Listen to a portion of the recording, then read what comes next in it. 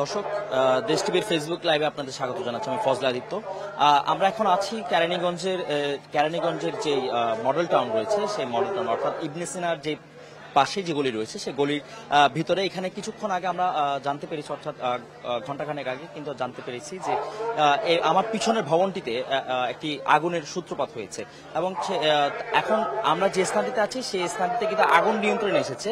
তবে আগুনের যে ঘটনা, সেই ঘটনা কিন্তু আমরা প্রত্যক্ষদর্শীদের থেকে জানতে পেরেছি যে তারা সেটি আমাদেরকে জানাচ্ছেন যে এখানে এসি বিস্ফোরণের কারণেই মূলত এখানে এই ঘটনাটি ঘটেছে এবং অনেকেই এই ভবনে আটকে পড়েছিল। যখন আগুন ছড়িয়ে পড়ল এই ভবনটিতে যখন আগুন শুরু হলো, তখন হচ্ছে এখানে যারা আটকে পড়েছিল উপরের তালাগুলোতে, অর্থাৎ নতলায় যারা দাঁড়িয়েছিল অর্থাৎ বসবাসরত ছিল, তারা কিন্তু ওখানে আটকে পড়েছে এবং পরবর্তীতে তাদেরকে ফায়ার সার্ভিস এবং পাশাপাশি এখানে যে পুলিশ রয়েছে সেই পুলিশ কিন্তু এসে তাদেরকে যতটুকু জানতে পেরেছি যে পুলিশ এসে সহায়তা করেছেন এবং ফায়ার সার্ভিসের আগুন নিয়ন্ত্রণের ফলে কিন্তু মূলত এখানে যারা আটকে পড়েছিলেন তারা আসতে পেরেছেন। আমরা একটু চেষ্টা করবো এখানকার যে প্রত্যক্ষদর্শীরা রয়েছেন তাদের সাথে কথা বলতে এবং আরো বিস্তারিত আমাদের দর্শকদের জানাতে।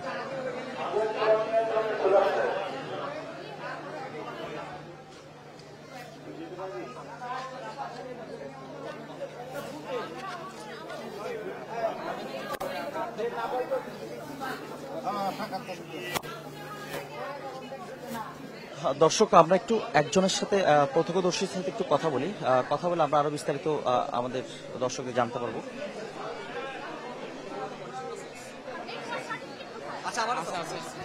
হ্যাঁ দর্শক, মূলত আমরা একজন এখানে যার যে ঘটনাটি হয়েছে একজন আহত দেখছি, আমরা তার সাথে একটু কথা বলি। ভাই, আপনি তো এখানকার বাসিন্দা। জি জি, আটতলা আটকা পড়ছিলাম, আমরা কিছু জানি না, মানে শুয়েছিলাম তো ঘুম আসতেছে না, তো হঠাৎ করে কারেন্ট চলে গেছে আর নিচে শুনতেছি কিছু একটা মানে সাউন্ড হচ্ছে, তো মানুষ চিল্লাপাল্লা করছে।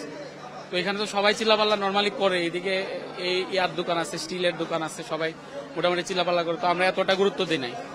তারপরে আবার যখন চিল্লাপাল্লা শুনতেছি তখন আমি গিয়ে দরজাটা খুলছি আর কি, 804 নম্বর রুম। আমার দরজা খোলার পরে দেখি এত ধোঁয়া, মানে কোনোভাবে বের হওয়া সম্ভব না। তো তাড়াতাড়ি আমরা সব দরজা লাগায়ে রুমের ভিতরে চলে গেছি, কিন্তু চারপাশ থেকে এত ধোঁয়া আসতেছিল, শ্বাস নিতে পারতেছিলাম না, মাথা ঘুরাচ্ছিল। তো আমরা বারান্দায় আসছি, তারপরে বারান্দায় আসার পরে সবাই বলতেছে উপরে যান। তো আমরা 1-2 বার অ্যাটেম্প নিচ্ছি উপরে যাওয়ার, কিন্তু সিঁড়িতে 2-3টা পা দেওয়ার পরেই ওই ধোঁয়ার কারণে মনে হচ্ছিল মাথা সেন্সলেস হয়ে পড়ে যাব। তো আমি সামহাউ তারপরে 2-3টা স্টেপ দিয়ে তারপরে আবার ব্যাক করে ধাক্কা মেরে আমার দরজাটা ধাক্কা মেরে আবার বাসায় ঢুকছি, কিন্তু বাসায় থাকার মতো কোনো অবস্থা ছিল না। বাসা গরম হয়ে যাচ্ছিল আর ধোঁয়া আসতেছিল চারপাশ থেকে। তো আমরা 804 নম্বর রুম, সেখান থেকে আমরা 803 নম্বর রুমে গেছি, ওইখানে আরো বেশি ধোঁয়া। তো তারপরে আবার আমরা 804-এ গেছি। তো 804-এ যাওয়ার পরে আমরা বারবার বলতেছি কি করব, সবাই বলতেছে উপরে যান, কিন্তু উপরে যাওয়ার অবস্থা নাই। তারপরে 802 নম্বর রুমে যারা ছিল ওনারা বলতেছে আমাদের রুমটা ওই পাশে পড়ছে, ওইখানে একটু ধোঁয়া কম, ওইখানে আসেন।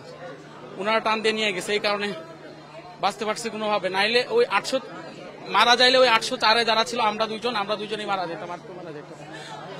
যদি বলতেন মানে ঘটনাটা আপনারা তো এখন পর্যন্ত জানতে পেরেছেন যে কেন মূলত এটি হয়েছে, এবং কেউ বলতেছে, আমি কিছুই জানি না। আচ্ছা, আমি ওই প্রশ্ন আছে, আপনি কোন তালায় আপনারা সংখ্যা করছেন, কোন তালায় আগুন লাগছে? 704 নম্বর রুমে আমি সংখ্যা করতেছি, আমরা 804 নম্বর রুমে থাকি। 704 804। আচ্ছা, মূলত দর্শক, আমরা এখানকার মানুষের সাথে কথা বলতে চাচ্ছিলাম যে মূলত একটি অন্যরকম পরিবেশ তৈরি হয়েছে। মূলত এখানে আমরা যেটা দেখছি যে কেউ বলছে এসি বিস্ফোরণের কারণে, আবার অনেকেই বলছেন যে এসি বিস্ফোরণ হয়নি। আমরা একজনের সাথে কথা বলি। জি, আপনার বাসায় কি আগুন ধরেছে? বাসার ভিতরে এসির তার থেকে আগুন লাগছে, বাস পরিষ্কার কথা। এসি তো ব্রাস্ট হয় নাই, কোনো কিছু শব্দ কিছুই হয় নাই। আগুন লেগে পরে পর্দা পুড়ে গেছে, ওই পর্দা থেকেই আগুন চারিদিকে ছড়াই গেছে ঘরের মধ্যে, এটাই তো, আর তো কিছু না। আমার ভাতিজা ছিল, ও ছাদে চলে গেছে, ওর মা বাবা ওরা সবাই ওদেরকে নামাই দিয়ে পরে চলে গেছে। কোনো ব্রাস্ট হয় নাই, কোনো শব্দ হয় নাই। আপনি কথাটা বুঝতে পারছেন তো? এটা হচ্ছে আমার আমি একটু আপনার কাছ থেকে জানতে চাই যে যখন আপনাদের বাসায় এত বড় একটি আগুনের আমরা কুণ্ডলি দেখেছি, সেই আগুনের কুণ্ডলি এই ছোট তার থেকে ছড়িয়ে কিভাবে এত বড় হলো? আপনি তো বাসায় ছিলেন। বাসায় তো সোফা আছে, মানে মানে জ্বলন্ত অনেক কিছুই আছে, মানে বার্ন হওয়ার যা কিছু আছে সবই তো এখানে আছে। এটা তো বাসার মধ্যে সোফা আছে, কাঁথা আছে, কম্বল আছে, কাপড় চোপড় আছে, ওগুলোর মধ্যে লাগছে, ওগুলোর এই কালো হয়ে গেছে। এটা তো সেকেন্ডের মধ্যে ছড়াই গেছে। এটাই আপনারা একদমই কি আঁচ পাননি যখন আপনাদের মানে এটি একদম বোধ হয়নি? আজ পাওয়া তো গেছে, আজ পাওয়ার পরেই তো সবাই নেমে আসছে, আজ পাওয়ার পরেই তো সবাই নেমে আসছে। আপনার আটতলার একজনে আপনাকে সাক্ষাৎকার দিল না যে উনি ওনার বাচ্চা সহ নামছে? এটা তো আগুন যেহেতু সবসময় উপর দিকেই যায়, তো উপর দিকে গেলে তো উনি আওয়াজটা পাবে, যেহেতু আমরা 7 তলায়, আগুনটা লাগছে তো 7 তলায়, 7 তলা থেকে 8 তলায় আগুনের লেলিয়ান শিখা তো উপর দিকেই যাবে, তো ওই আওয়াজটা উনি পাইছে, এই জন্য উনি তাড়াতাড়ি নেমে গেছে। বাচ্চারা নিয়ে আমরাও নেমে গেছি সাথে সাথে। এটাই মূলত আপনাদের এসির তার থেকে আগুন তার থেকে আগুন লাগছে। এসি কিন্তু ব্রাস্ট হয় নাই। এখন আপনারা কোথায় ছিলেন? বাসায় কি অবস্থা? রুমে, যে এক রুমে এসি ছিল, অন্য রুমে ছিল। এসি কি চালানো ছিল? এখানে বসে রয়েছে। এসি কি চালানো ছিল? হ্যাঁ, এসি চালানো ছিল। এসি টাইম অন করতে গেছিল, ওই সময় এটা লাগছে। দর্শক, আমরা যেমনটা শুনতে পাচ্ছিলাম যে এখানকার মূলত আপনার নামটা যদি জানতাম। আমার নাম আব্দুর রশিদ, আমি আমার ছোট ভাইয়ের ফ্ল্যাট এটা। মূলত আব্দুর রশিদ যিনি রয়েছেন এখানকার 7 তলার বাসিন্দা, এই ভবনটির, সেই 7 তলার বাসিন্দার বাসায় কিন্তু মূলত আগুনটি লাগে এবং আমরা দেখতে পাচ্ছি যে এখানে উনি বেশ কয়েকজন যারা আটকে পড়েছিলেন, অর্থাৎ 8 তলা 9 তলায় যারা আটকে পড়েছিলেন, তারা কিন্তু পরবর্তীতে ফায়ার সার্ভিসের উপস্থিতিতে কিন্তু এখানকার স্থানীয় বাসিন্দাদের উপস্থিতিতে আমরা দেখতে পেরেছি যে নিচে নেমে এসেছেন। এবং এখন আপাতত আমরা যতটুকু জানতে পেরেছি যে কেউ এখন পর্যন্ত এখানে কোনো এই ঘটনাটিতে, এই আগুনের ঘটনাটিতে এখন পর্যন্ত কেউ আহত হয়নি। তবে এখন পর্যন্ত আগুন সম্পূর্ণভাবে নিয়ন্ত্রণে।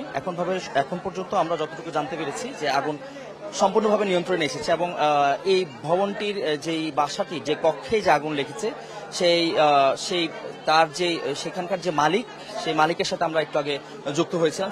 তিনি যেটি জানিয়েছেন যে তার যে এসি রয়েছেন বাসায়, যে শীততাপ নিয়ন্ত্রিত এসি রয়েছে, এসির তার থেকে মূলত এই আগুনের সূত্রপাতটি হয় এবং পরবর্তীতে এই আগুন কিন্তু অনেক বড় আকার ধারণ করার আগেই কিন্তু আগুনটা নিয়ন্ত্রণে নিয়ে আসা হয়েছে। এই ছিল আমার কাছে কেরানীগঞ্জ থেকে আমার সর্বশেষ তথ্য।